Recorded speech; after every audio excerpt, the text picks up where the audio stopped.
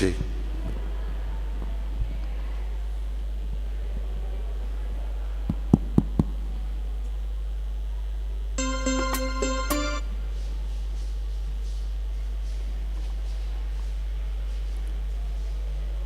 Shalom Amang Inang. Selamat hari Minggu untuk kita semua. Untuk pencarian dana, untuk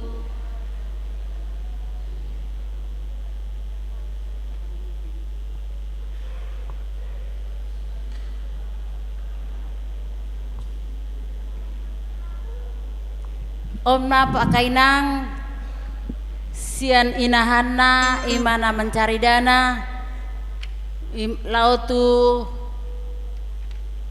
pembangunan gereja asa tatu pahi makamang do inang di bagasan lasni roha tabereng makamang inang aka ina taon nih nunga kamatua dang berpasangan be jadi alai semangatna tetap berapi-api asa tatu paki ma ama kamang do inang mau lihat ya.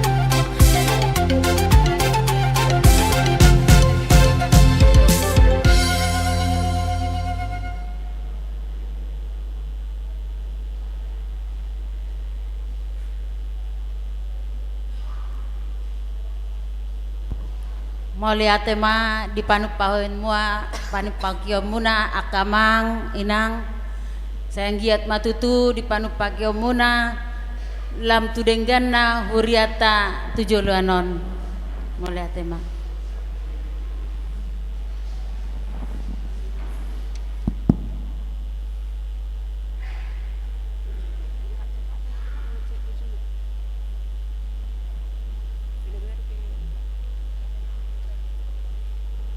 Shalom. Selamat hari Minggu bagi kita semua di Minggu Pentakosta pertama pada hari ini. Sebelum kita masuk ibadah, kita saat teduh sejenak. Saat teduh dimulai.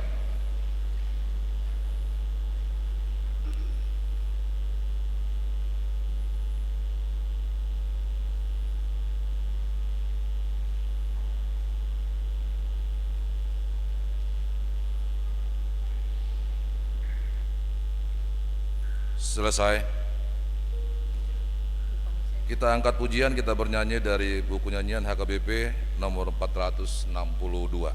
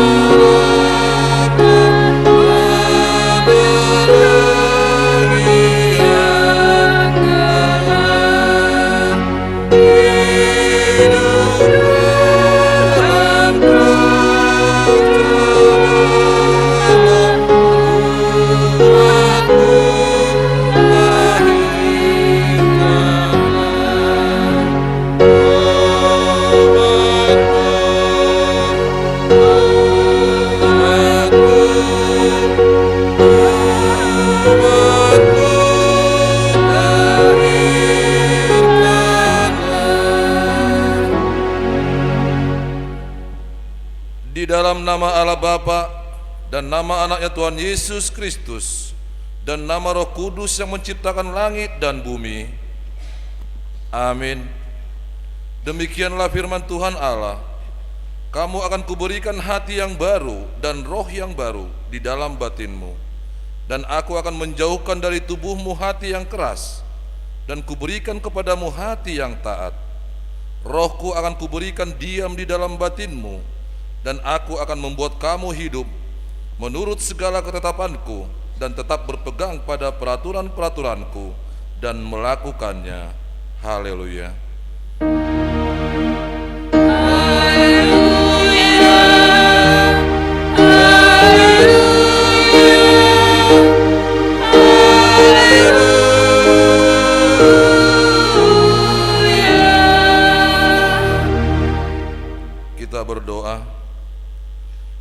Ya Tuhan Allah Bapa kami, Engkau yang mengajar dan menerangi hati orang-orang percaya melalui Roh Kudus, bukalah mata hati kami juga dengan Roh-Mu, agar kehidupan kami sesuai dengan kehendak-Mu, dan hati kami pun damai dan sukacita dalam Tuhan Yesus Kristus. Amin.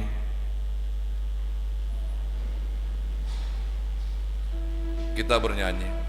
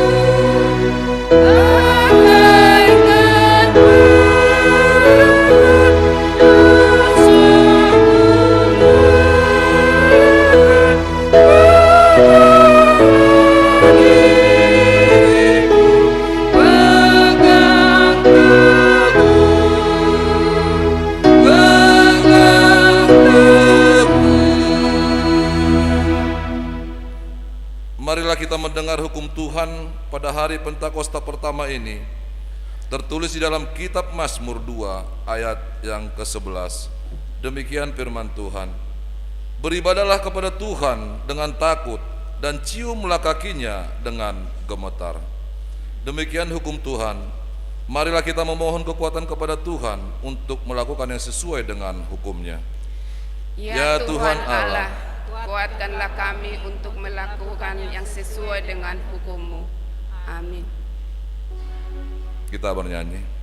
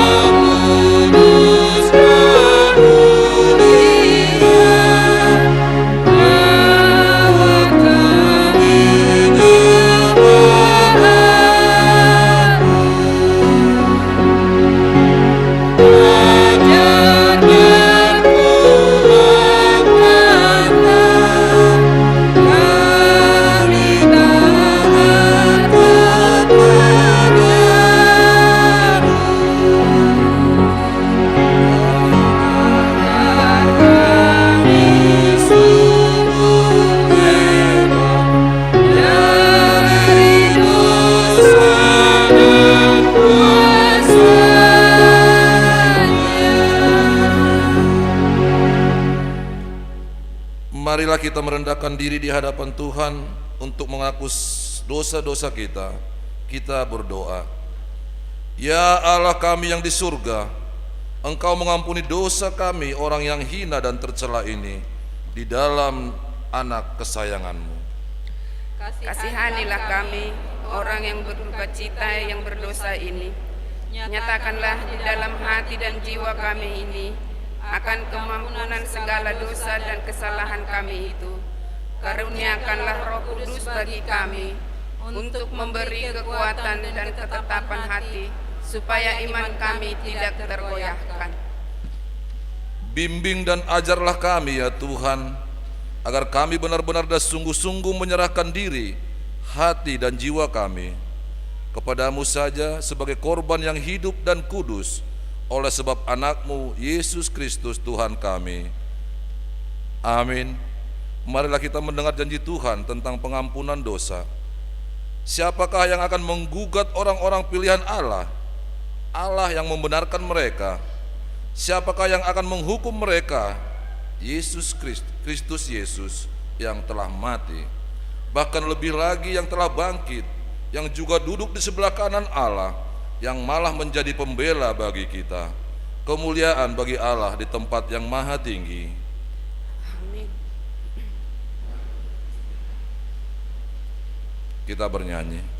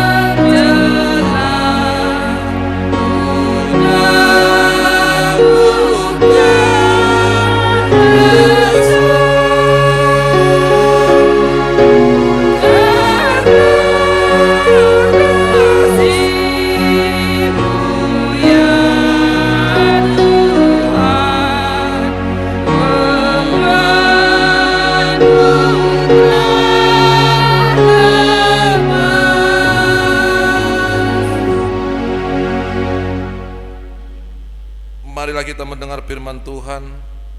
Epistel pada minggu ini tertulis pada kitab Yohanes 7 ayat 39, 37 sampai 39a. Dan pada hari terakhir, yaitu pada puncak perayaan itu, Yesus berdiri dan berseru, "Barang siapa haus, baiklah ia datang kepadaku dan minum." Seperti yang dikatakan oleh kitab suci, dari dalam hatinya akan mengalir aliran-aliran air hidup. Yang dimaksudkannya ialah roh yang akan diterima oleh mereka yang percaya kepadanya. Demikianlah firman Tuhan. Berbahagialah orang yang mendengar firman Tuhan serta memeliharanya. Kita dengarkan kor dari Inahana.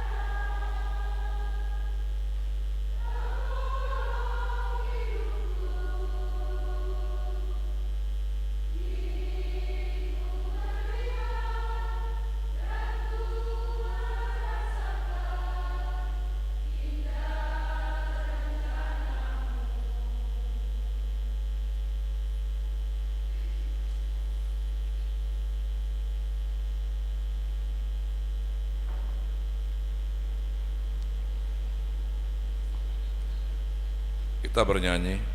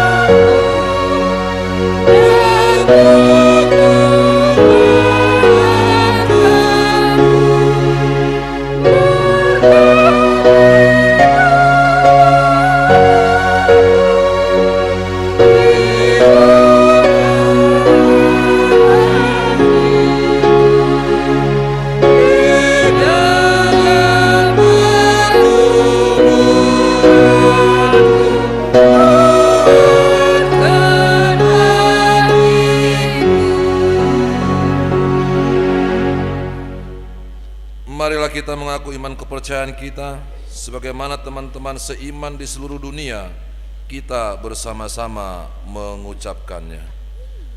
Aku percaya kepada Allah, Bapa yang Maha Kuasa, Khalik langit dan bumi.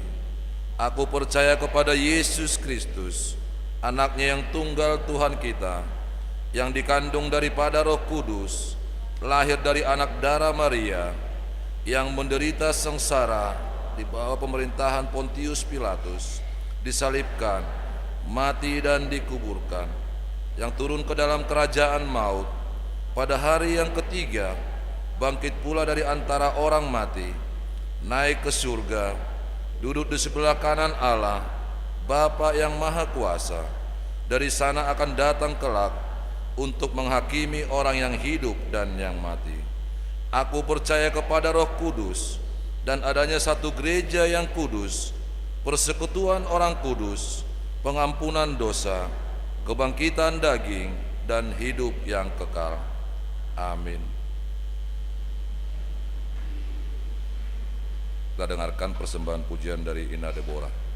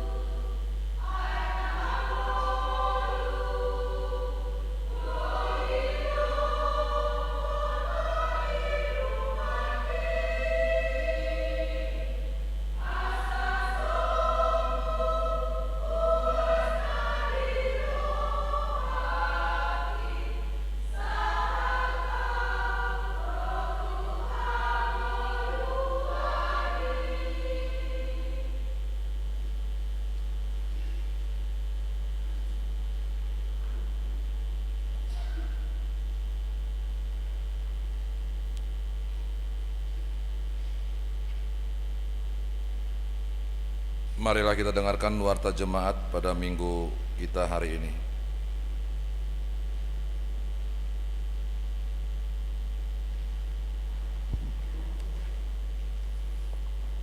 Shalom. Selamat hari Minggu bagi kita semua. Marilah kita ikuti sejenak warta jemaat gereja kita pada Minggu tanggal 5 Juni 2022. Yang pertama, nama minggu.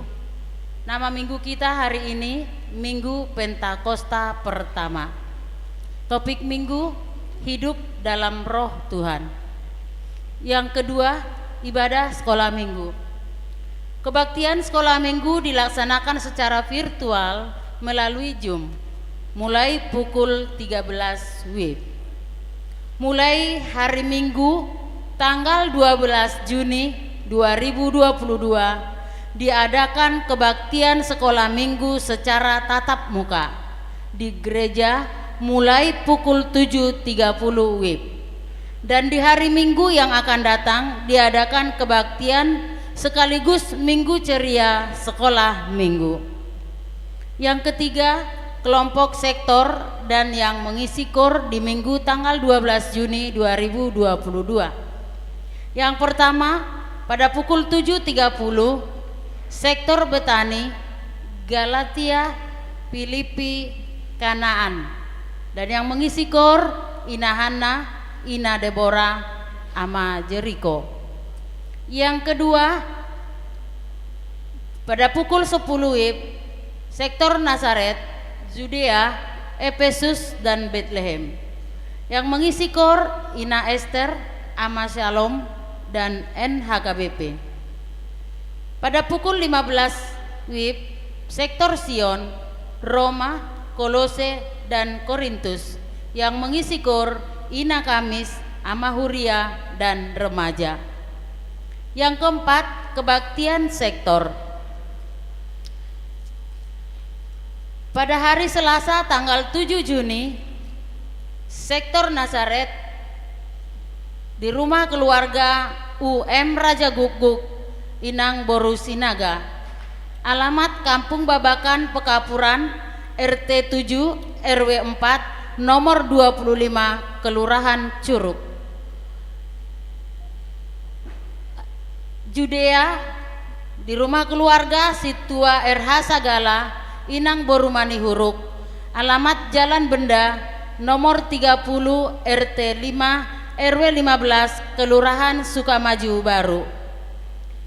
Sektor Roma di rumah keluarga calon Situa ISM Siagian, Inang Boru Tambunan, Jalan Pekapuran, Gang Berlian, RT 9 RW 22 nomor 2. Sektor Efesus, keluarga J Butar-Butar, Inang Boru Simanuk Kalit. Alamat BCI Blok A6 nomor 5 RT 4 RW 26, Kelurahan Sukatani, Tapos. Korintus, hari Rabu tanggal 8 Juni di sektor Sion di rumah keluarga Situa El Manalu, Inang Boru Simanjuntak, Jalan Bakti Abri, Gang Swadaya 2 RT 1 RW 9 nomor 170. Betania, keluarga Simanjuntak Boru Sihotang. Alamat Jalan Jati Jajar 2 RT 9 RW 9 nomor 30. Sektor Filipi di rumah keluarga M Silalahi, Inang Situa H Boru Sianturi. Alamat Jalan Matahari Raya Blok 13 nomor 9. Galatia di rumah keluarga Situa M Banjarnahor, Inang Boru Manurung. Alamat Kampung Sindang Karsa, RT 5 RW 6 Sukamaju Baru. Yang kelima, ibadah Pentakosta kedua. Pada hari Senin tanggal 6 Juni 2022 diadakan ibadah Pentakosta yang kedua di gereja, masuk pukul 18 WIB. pukul 18 ibadah Pentakosta kedua yang mengisi KOR Ina Deborah, Ina Kamis, dan Ina Esther. Yang keenam, jemaat yang baru. Mulai minggu kita hari ini sudah jadi jemaat baru di gereja kita, yaitu keluarga Yoga Perdana Siregar, Inang Boru Sidauruk, alamat Jalan Dongkal, RT 6 RW 3 nomor 57, Kelurahan Sukatani, masuk sektor Galatia. Jika hadir pada pagi ini, dimohon untuk berdiri. Terima kasih. Yang ketujuh, warta pemberkatan nikah. Warta kedua, hendak menerima pemberkatan nikah Patar Okto Roberto Lumban Tobing SH, anak dari Bapak Manahan Lumban Tobing, Ibu Murni Boru Sianipar, alamat Jalan Gadok Raya, Gang Kenanga, RT 3 RW 7, Cisalak Pasar, Kecamatan Cimanggis, Depok. Jemaat HKBP Cimanggis, Resort Cimanggis, Sektor Pilipi, dengan tunangannya Magda Natasha Borusianipar SPD BED, putri dari Bapak Jonerius Sianipar, Ibu Dortiana Borupapahan, alamat Perumahan Taman Kenari Jagorawi, Blok 3A nomor 31, Puspasari Citerep, Bogor. Jemaat HKBP Cibinong, Resort Cibinong. Pemberkatan nikah di HKBP Cimanggis, Resort Cimanggis, pada hari Sabtu tanggal 11 Juni 2022 pukul 8 WIB. Yang kedelapan, persembahan bulanan dan iuran diakoni sosial. Gereja kita mengucapkan terima kasih banyak untuk jemaat kita yang sudah melunasi persembahan bulanan dan iuran diakoni sosial sampai bulan Juni 2022. Dan untuk jemaat kita yang ingin membayar persembahan bulanan dan iuran diakoni sosial bisa melalui transfer atau bisa disampaikan kepada perhalado sektornya masing-masing. Dan pada warta minggu ini telah dilampirkan daftar jemaat yang sudah membayar persembahan bulanan dan diakoni sosial bulan Januari sampai dengan Mei. Yang kesembilan, persembahan amplop pesta pembangunan. Di minggu kita hari ini kita mengumpulkan persembahan amplop pesta pembangunan. Mari kita sampaikan dengan penuh sukacita. Yang ke-10, persembahan amplop diakoni sosial.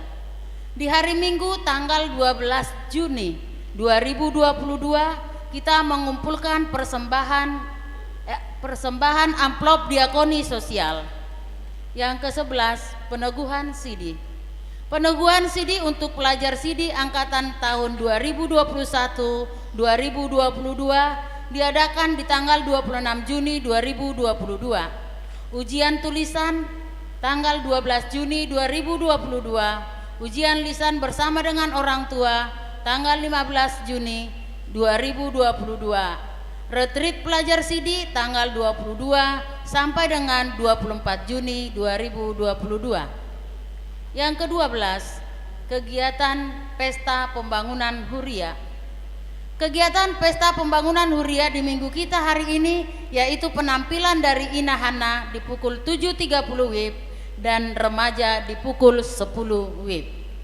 Yang ke-13, jumlah jemaat yang mengikuti ibadah tanggal 29 Mei 2022 sebanyak 649 orang.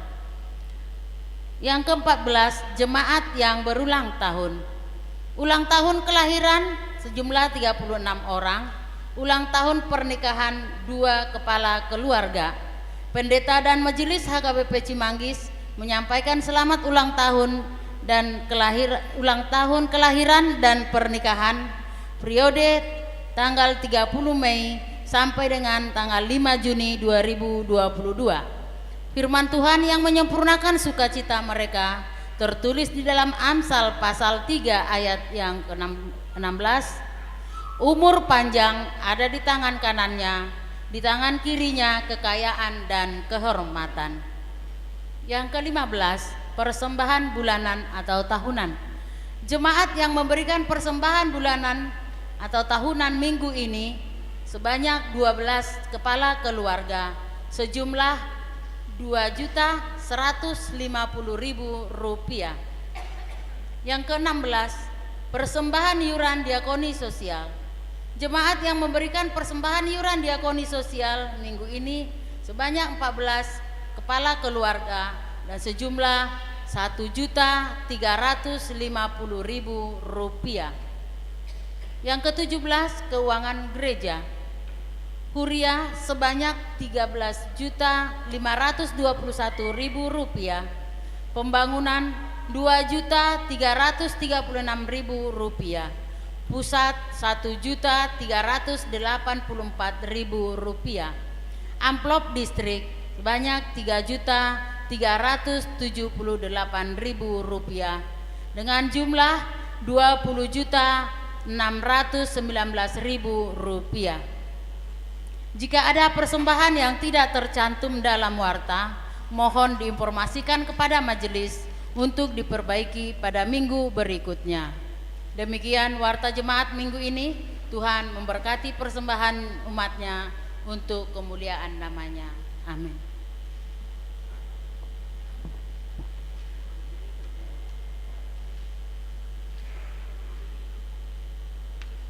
Kita dengarkan persembahan pujian dari Ama Jericho.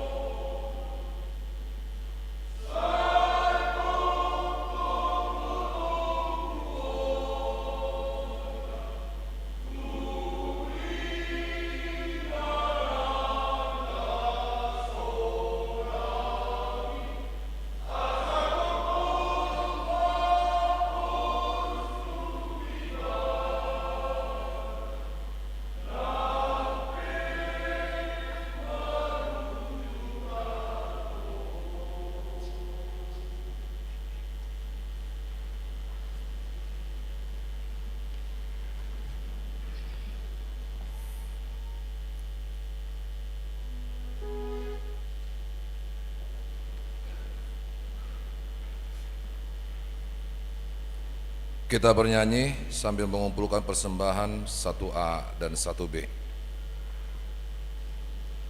Di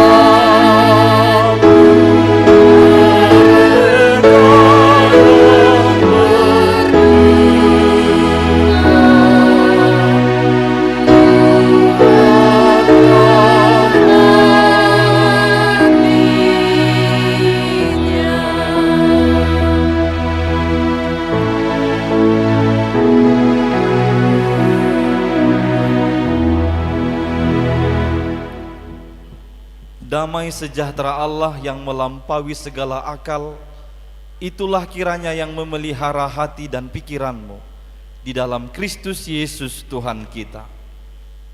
Amin. Jemaat yang dikasihi oleh Tuhan Yesus Kristus, kita akan mendengarkan firman Tuhan yang tertulis dalam surat Roma pasal 8 ayat 8 sampai dengan ayat 11. Saya akan membacakan untuk kita semua. Beginilah firman Tuhan. Mereka yang hidup dalam daging tidak mungkin berkenan kepada Allah. Tetapi kamu tidak hidup dalam daging, melainkan dalam roh, jika memang roh Allah diam di dalam kamu. Tetapi jika orang tidak memiliki roh Kristus, ia bukan milik Kristus. Tetapi jika Kristus ada di dalam kamu, maka tubuh memang mati karena dosa, tetapi roh adalah kehidupan oleh kebenaran. Dan jika roh Dia yang telah membangkitkan Yesus dari antara orang mati diam di dalam kamu, maka Ia yang telah membangkitkan Kristus Yesus dari antara orang mati akan menghidupkan juga tubuhmu yang fana itu oleh rohnya yang diam di dalam kamu. Demikian pembacaan firman Tuhan. Selamat Hari Pentakosta bagi kita semua. Mengingat hari turunnya Roh Kudus, kita juga mengingat tentang lahirnya gereja. Kita tahu setelah peristiwa dicurahkannya Roh Kudus, 10 hari setelah kenaikan Yesus Kristus atau 50 hari setelah kebangkitan Yesus Kristus, murid-murid atau para rasul tampil berubah dengan berani memberitakan tentang perbuatan-perbuatan Allah yang dahsyat dalam kehidupan ini. Mereka tampil berani untuk mengabarkan Kristus yang telah mati dan bangkit dari kematiannya dan naik ke sorga itu. Setelah peristiwa turunnya Roh Kudus, kita juga diingatkan bahwa ada 3.000 orang yang dibaptiskan di dalam nama Kristus oleh Petrus pada saat itu setelah dia berkhotbah. Ini yang kemudian disebut sebagai gereja mula-mula, persekutuan orang-orang kudus. Persekutuan orang-orang kudus ini benar-benar berbeda dari kehidupan sebelumnya. Dari gaya hidup, tatanan hidup sebelum dibaptiskan dan sesudah dibaptis, sebelum menerima Roh Kudus dan sesudah menerima Roh Kudus, ada perbedaan yang sangat signifikan dari gaya hidup atau cara hidup jemaat mula-mula pada saat itu.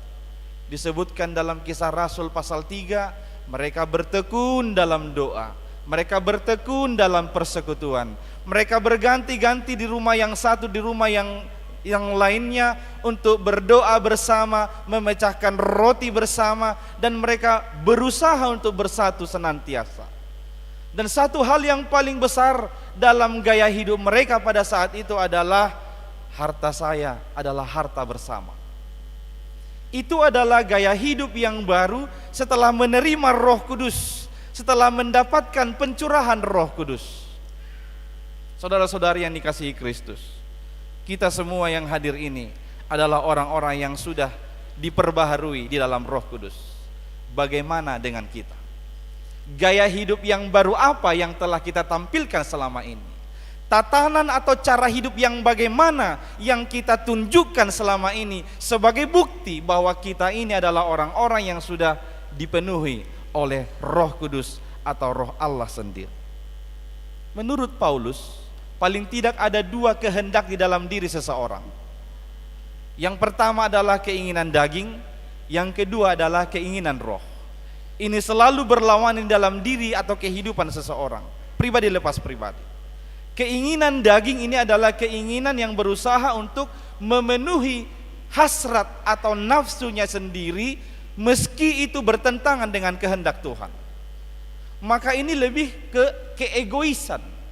Apa yang menjadi keinginan saya, kehendak saya, harus itu yang dipenuhi. Ini menjadi orang-orang yang self-important, kepentingan dirinya sendiri, hanya mementingkan dirinya sendiri. Itu adalah keinginan daging. Keinginan-keinginan daging yang demikian disebutkan akan berujung kepada kebinasaan, berujung kepada maut atau kematian. Keinginan daging itu cenderung adalah perseteruan dengan Allah, melawan Allah, atau menyangkal Allah di dalam kehidupan. Rasul Paulus menyebutkan itu secara gamblang, keinginan atau perbuatan-perbuatan daging dalam Galatia 5 ayat 19 sampai 21 itu. Itu boleh kita baca, ada beberapa yang diutarakan atau diuraikan oleh Rasul Paulus, apa-apa saja yang disebut dengan keinginan daging. Yang jelas, keinginan daging ini adalah perseteruan dengan Allah, melawan Allah, atau menyangkal Allah. Karena apa? Karena bagi dia adalah dirinya yang terpenting, keinginannya yang terpenting. Di tengah-tengah gereja itu bisa saja terjadi. Di tengah-tengah keluarga itu juga bisa saja terjadi. Si suami atau si istri hanya menganggap dia yang perlu diperhatikan, kepentingannya yang perlu dipedulikan. Si anak merasa hanya aku yang dibutuhkan, hanya aku yang diperlukan. Di tengah-tengah gereja juga demikian, aku yang penting di gereja ini. Kalau tidak ada aku, tidak ada yang berjalan di sini. Maka apapun yang kuinginkan harus itu yang terjadi. Kalau kami mau kor, ya suka kami dong. Mau ibadah pagi, ibadah siang, tapi jangan dibuat sore. Mau lo ngebai sore, dang berminggu behaminin. Itu berarti masih keinginan daging. Hati-hati. Ini pergumulan di gereja ini. Hanya untuk membagi kor juga susah. Ketika dibuat 3 ibadah. Dibayar ibadah sore. Loe lo mebayan. Bahami dang merminggu sore. Nah. Mari Bapak Ibu memeriksa diri masing-masing. Jangan-jangan ibadah yang kita lakukan selama ini hanya keinginan daging.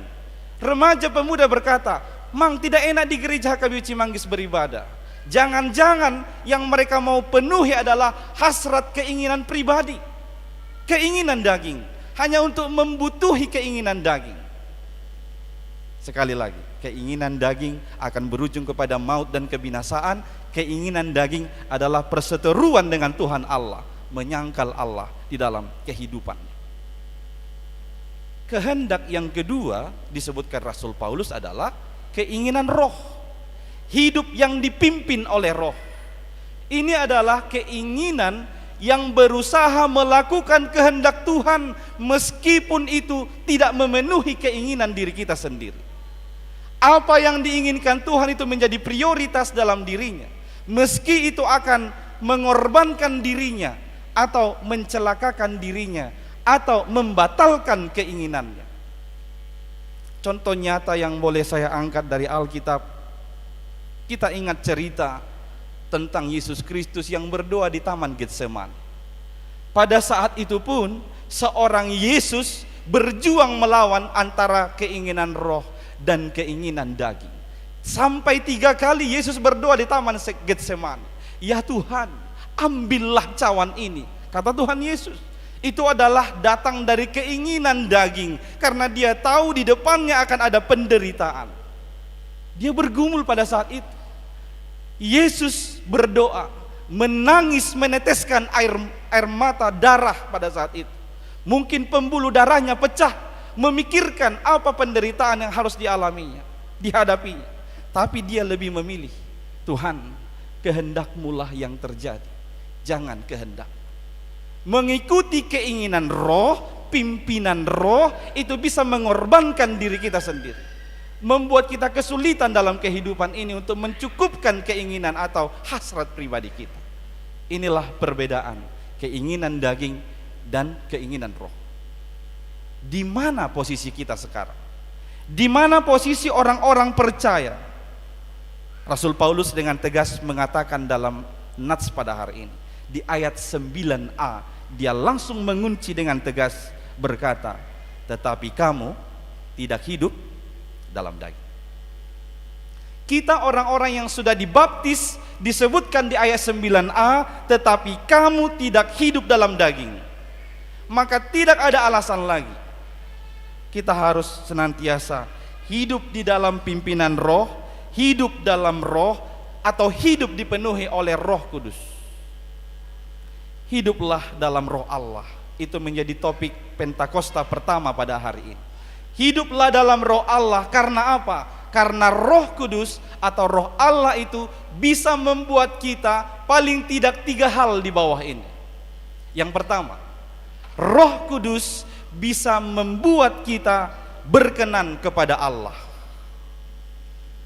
Kata berkenan ini dari kata aslinya sering lebih dekat diterjemahkan dengan to fit, cocok begitu ya, atau to be pleased, to please, menyenangkan. Maka kehidupan yang menyenangkan Tuhan itu hanya boleh diproduksi oleh Roh Kudus. Hidup yang berkenan di hadapan Tuhan hanyalah karya Roh Kudus. Hidup yang berkenan kepada Tuhan hanyalah pekerjaan Roh Kudus. Jika kita mendengarkan suara Roh Kudus, pastilah kita tidak akan mau kompromi, tidak akan mau sekongkol dengan perbuatan atau tindakan jahat apapun. Meskipun dampaknya dunia mungkin akan membenci kita, dunia mungkin akan mencemooh kita, dunia mungkin akan mengucilkan kita. Tetapi mana lebih baik? Kita dibenci oleh dunia tetapi disenangi oleh Tuhan Allah. Pasti kita memilih yang kedua. Lebih baik dibenci dunia, lebih baik dikucilkan manusia daripada kita dibenci dan dikucilkan oleh Tuhan Allah. Maka sekali lagi, Roh Kudus membuatmu berkenan di hadapan Tuhan. Hiduplah dalam roh atau dipimpin oleh roh, karena hanya itu yang membuat kita bisa menyenangkan hati Tuhan. Karena apa? Kalau kita baca ayat-ayat sebelumnya, karena Roh Kudus atau oleh Roh Kudus, keinginannya adalah damai sejahtera. Keinginan Roh Kudus itu adalah damai sejahtera. Maka sangatlah bertentangan apabila seseorang menyatakan diri, kami ini adalah orang-orang yang dipenuhi oleh Roh Kudus, gereja kami adalah gereja yang dipenuhi oleh Roh Kudus, tapi di dalamnya yang ada hanya perselisihan dan ketidaksejahteraan. Sasitong-sitong ni sasahalak di tongani huria, molo ngaholan na marbadai do di bagas joro, dang lomo berohani debata midai. Sahalinay, satitong-sitong ni sahalak paddita, molo nagabi marbadai do di tongani huriai, dang lomo berohani debata mida iban. Karena alangkah ironis seseorang berkata, saya ini adalah yang dipenuhi oleh Roh Kudus, tapi di dalam hatinya hanya kebusukan dan kejahatan. Tentu itu tidak berkenan di hadapan Tuhan. Demikian juga di tengah-tengah keluarga. Sebenar-benarnya seorang anak di tengah-tengah keluarga, apabila dia mengutuki ayahnya dan ibunya, tidak ada Roh Kudus di dalam hati, itu tidak berkenan di hadapan Tuhan Allah. Yang kedua, Roh Kudus membuat kita menjadi milik Kristus. Hanya Roh Kudus yang bisa memindahkan kita dari budak dosa menjadi anak Tuhan Yesus Kristus. Itu sebabnya Rasul Paulus berkata dalam 1 Korintus 3 ayat 16, disebutkan 1 Korintus 3 ayat 16, tidak tahukah kamu bahwa kamu adalah bait Allah dan bahwa Roh Allah diam di dalam kamu. Jikalau ada orang berkata, oke, saya sudah mulai tahun 2022 ini sudah komitmen tidak akan merokok lagi. Alehola dianggo uak ni sigaret di dongan nih, aduh, toy mak sabatang pe. Dia berusaha atau tidak berusaha untuk melawan itu. Keinginan dagingnya lebih kuat daripada keinginan rohnya. Dia lupa dia ini adalah bait Allah yang kudus. Kalau kita ini bait Allah, artinya bait miliknya Allah. Berarti dia yang lebih berkuasa untuk menguasai diri kita, mengontrol apa yang kita pikirkan, kita katakan, dan kita lakukan, dan kita perbuat dalam kehidupan ini. Ibarat seorang yang memiliki sebuah rumah, pastilah dia yang bertanggung jawab dan lebih berkuasa untuk mengatur segala sesuatu di rumahnya sesuai dengan keinginannya, bukan sesuai dengan keinginan orang-orang yang datang ke rumah itu. Kita ini adalah bait Allah, miliknya Allah. anak-anak Allah atau anak-anak Kristus, maka Kristus yang harusnya mengatur kehidupan saya, yang memimpin saya, dan yang mengarahkan setiap apapun yang saya katakan, pikirkan, dan katakan atau perbuat dalam kehidupan ini. Saudara-saudari, itu yang dialegorikan dalam gereja. Kita ini sebagai bait Allah, harus Allah yang memimpin dan kehendaknya yang berkuasa di dalam diri kita. Ini yang dialegorikan dalam bangunan-bangunan gereja, khususnya Protestan. Nanti karismatik, Pentakostal agak berbeda, tapi Protestan secara khusus yang datang dari Jerman. Bangunan gereja itu selalu diperhatikan. Tidak boleh sembarangan membangun gereja, soal arsitektur gereja. Karena apa? Setiap detail di gereja ini harus benar-benar diarahkan. Itu menunjukkan segala sesuatu aktivitas di gereja ini muaranya harus berpusat kepada kehendak Kristus. Mengapa gereja-gereja harus membuat balkon atau asbes seperti ini?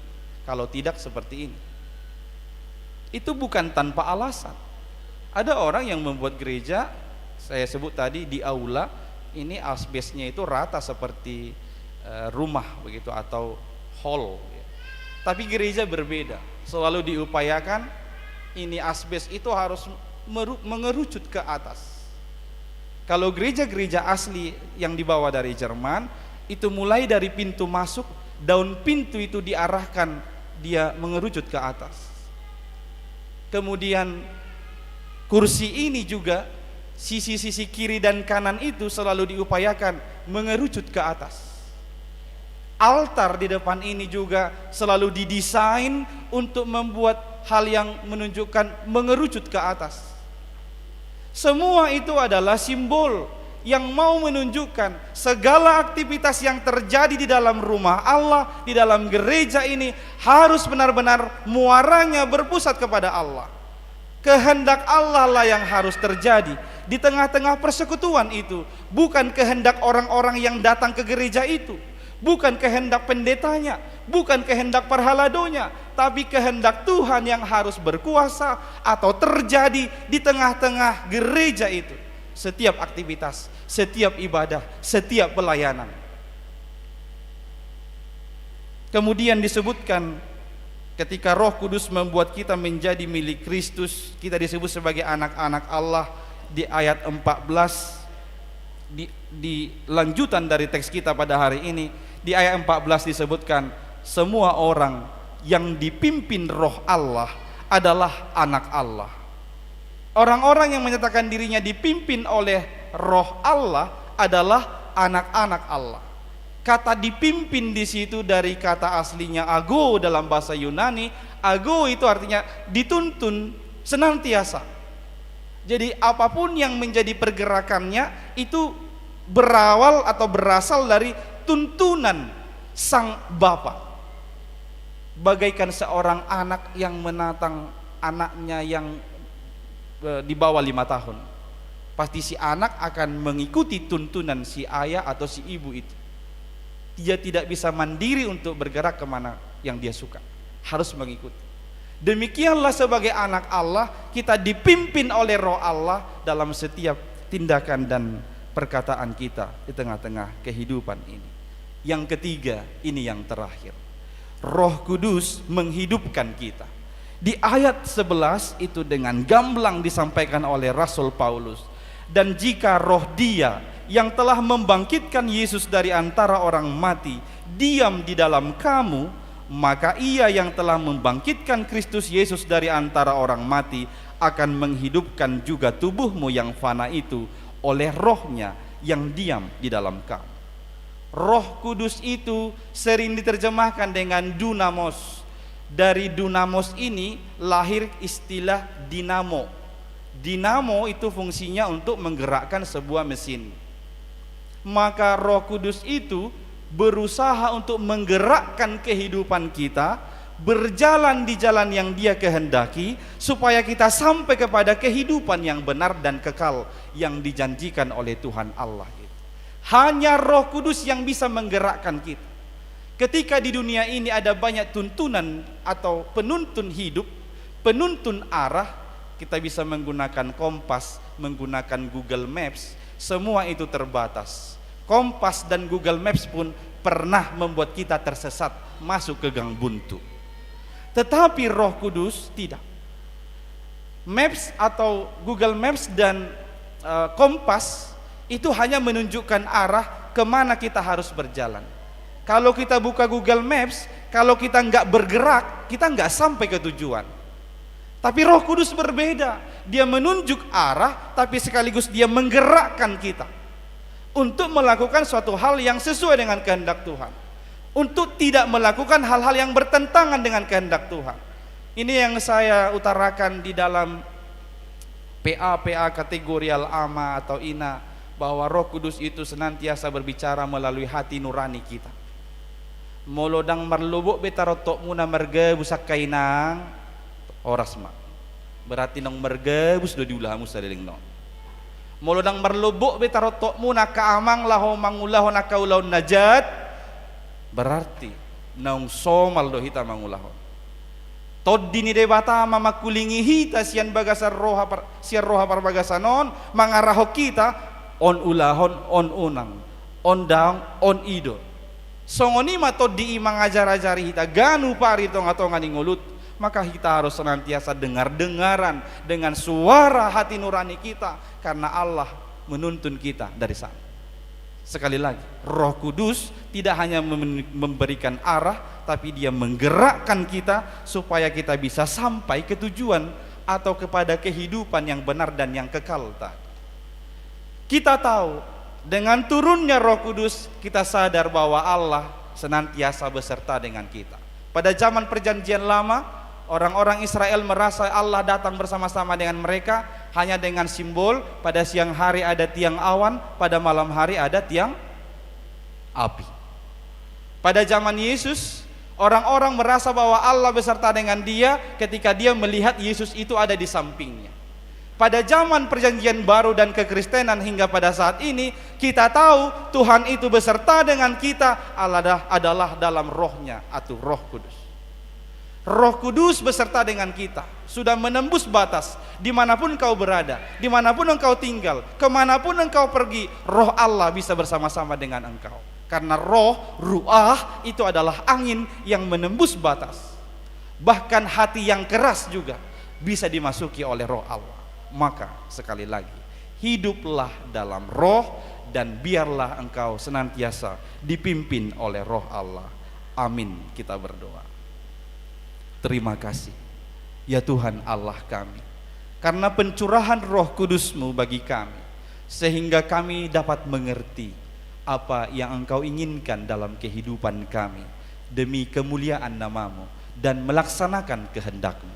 Ya Tuhan, biarlah Roh Kudus yang senantiasa menjadikan kami berkenan di hadapan-Mu lewat segala tindakan dan perbuatan kami sehari-hari, itu benar-benar sesuai dengan ajaran Roh-Mu yang memimpin kami, menuntun kami, dan menggerakkan kami berjalan senantiasa di jalan yang Engkau senangi, di jalan yang Engkau kehendaki. Ya Tuhan, biarlah kami semakin lagi mendengarkan suara-Mu di dalam kehidupan kami. Ya Tuhan Allah kami mau menyerahkan seluruh jemaat-Mu yang boleh hadir pada ibadah pagi ini, atau yang mengikuti ibadah secara live streaming pada saat ini. Engkaulah yang memenuhi mereka dengan Roh-Mu. Engkaulah yang memimpin mereka untuk melaksanakan dan melanjutkan kehidupan mereka di tengah-tengah keluarga atau pribadi lepas pribadi. Apapun yang mereka rancang dan akan kerjakan 1 minggu ke depan, ya Tuhan, tolonglah Engkaulah yang memimpin mereka oleh Roh-Mu, supaya mereka senantiasa berjalan di jalan yang benar menuju kehidupan yang kekal. Ya Tuhan, kami menyerahkan seluruh pergumulan jemaat-Mu ini, apapun yang menjadi persoalan kehidupan mereka pada saat ini, tolonglah ya Tuhan, Engkau yang menganugerahkan kekuatan serta solusi kepada mereka untuk menyelesaikan seluruh pergumulan dan persoalan kehidupannya. Kami juga bersyukur atas jemaat-Mu yang bersukacita dalam 1 minggu ini, atas anugerah perpanjangan umur di hari ulang tahun mereka, ulang tahun kelahiran dan ulang tahun pernikahan. Engkaulah kiranya Tuhan yang menganugerahkan umur panjang dan kesehatan, cinta yang semakin mendalam di setiap keluarga-keluarga yang merayakan ulang tahun pernikahannya.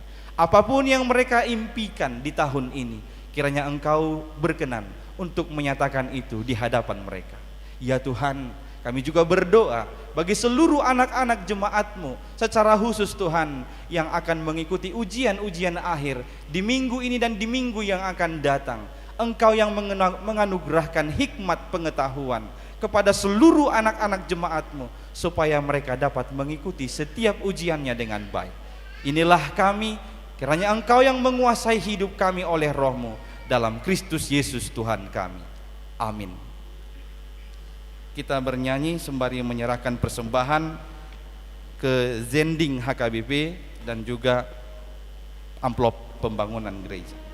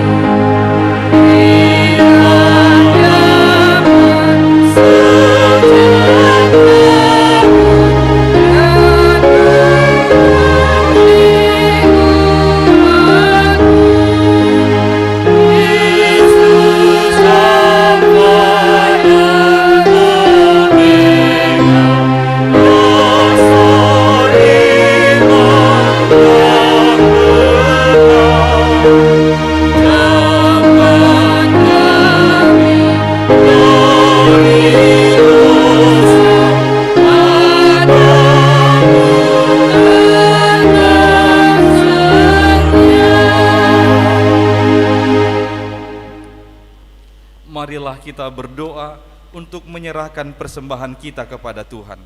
Ya Allah Bapa kami yang di surga, kami mengaku bahwa Tuhan adalah sumber dari segala karunia yang melimpah dalam kehidupan kami masing-masing. Sebahagian daripada karunia itu kami serahkan kembali sebagai persembahan kepada Tuhan. Terimalah dan berkatilah persembahan umat-Mu ini, agar dapat kami pergunakan untuk pekerjaan dan pelayanan kerajaan Tuhan di dunia ini.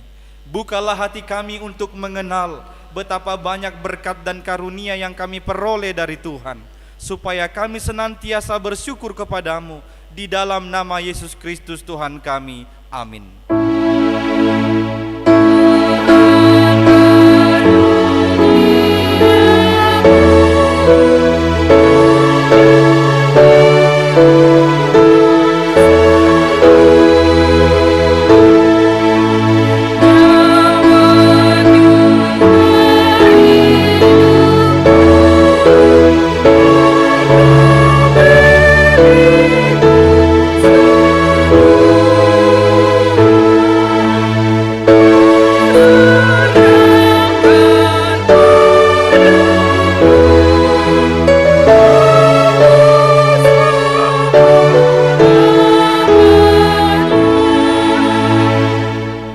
Tuhan Allah Bapa kami, tidak ternilai besarnya anugerah-Mu kepada kami, karena Roh Kudus Engkau menganugerahkan kepada kami orang yang hina ini. Pemberian-Mu melebihi dunia dengan segala isinya. Kami berterima kasih dan memuji nama-Mu karena kebesaran dan kemuliaan yang Engkau nyatakan kepada kami. Curahkanlah Roh Kudus kepada jemaat-Mu, orang-orang percaya yang setia dan taat kepada Yesus Kristus Tuhan kami, agar kami diajar, dipimpin, diterangi dan dikuduskan, serta dikuatkan untuk menghayati firman-Mu. Ya Roh Kudus, persatukanlah jemaat yang Engkau pilih, agar saling menerima dan saling mengasihi selaku anggota tubuh Kristus yang kudus. Sinari dan terangilah hati kami, agar kami mengenal segala dosa dan kesalahan kami, dan agar kami setiap hari disucikan dan diperbaharui, serta layak bersekutu di dalam jemaat-Mu yang kudus dan am. Tolonglah kami agar tetap menyadari bahwa kami telah diperdamaikan dengan Allah. Dengan penuh keyakinan kami dapat berseru, Bapa kami di dalam Tuhan Yesus Kristus. Limpahkanlah rupa-rupa karunia kepada jemaat-Mu, agar semakin bertambah banyak pemberita Injil, pengajar, dan yang rela mengasihi sesamanya manusia. Terangi dan berkatilah persekutuan orang Kristen di gedung gereja, di sekolah, dan di rumahnya masing-masing, agar mereka sadar akan persekutuan di surga kelak. Bangunkanlah orang yang tertidur dan berilah kekuatan kepada orang yang lemah. Sadarkanlah orang fasik dan tegar hati, supaya mereka bertobat dan meninggalkan kejahatan mereka. Berilah hikmat kepada orang yang rendah hati, dan hiburkanlah orang yang sengsara dan menderita, agar mereka tidak dicemoohkan dunia ini. Lindungi dan tinggallah bersama orang yang teraniaya karena iman kepada Kristus, agar mereka tidak khawatir akan bagaimana dan apa yang harus mereka katakan.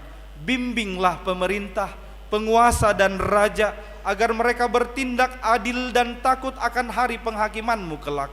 Kuatkan iman kami, agar kami selalu yakin bahwa segala dosa kami telah diampuni, dan kami akan Engkau antar kepada hidup yang kekal.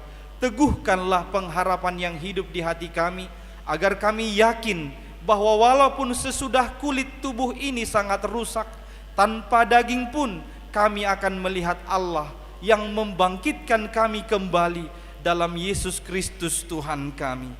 Amin. Bapa kami yang di surga, dikuduskanlah nama-Mu, datanglah kerajaan-Mu, jadilah kehendak-Mu di bumi seperti di surga. Berikanlah kami pada hari ini makanan kami yang secukupnya, dan ampunilah kami akan kesalahan kami, seperti kami juga telah mengampuni orang yang bersalah kepada kami. Dan janganlah membawa kami ke dalam pencobaan, tetapi lepaskanlah kami daripada yang jahat.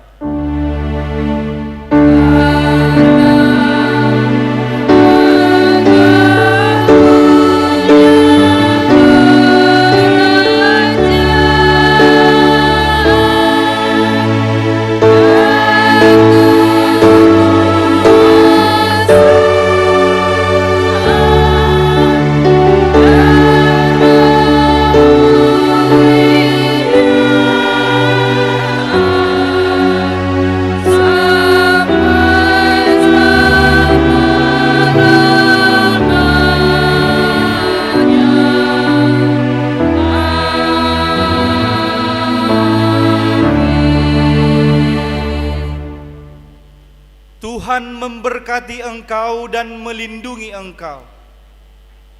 Tuhan menyinari engkau dengan wajah-Nya dan memberi engkau kasih karunia.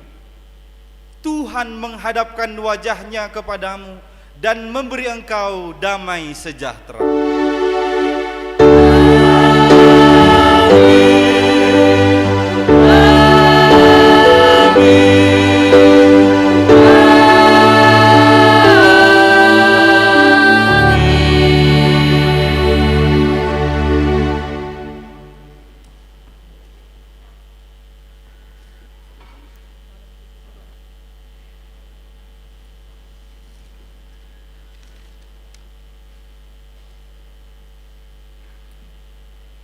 Jemaat yang dikasihi Kristus yang hadir di dalam ibadah gereja pada hari ini dan juga mengikuti secara live streaming di tempat kita masing-masing, kami segenap majelis yang bertugas pada ibadah pagi ini mengucapkan kepada kita semua selamat hari Minggu, selamat hari Pentakosta. Tuhan Yesus memberkati. Shalom. Shalom.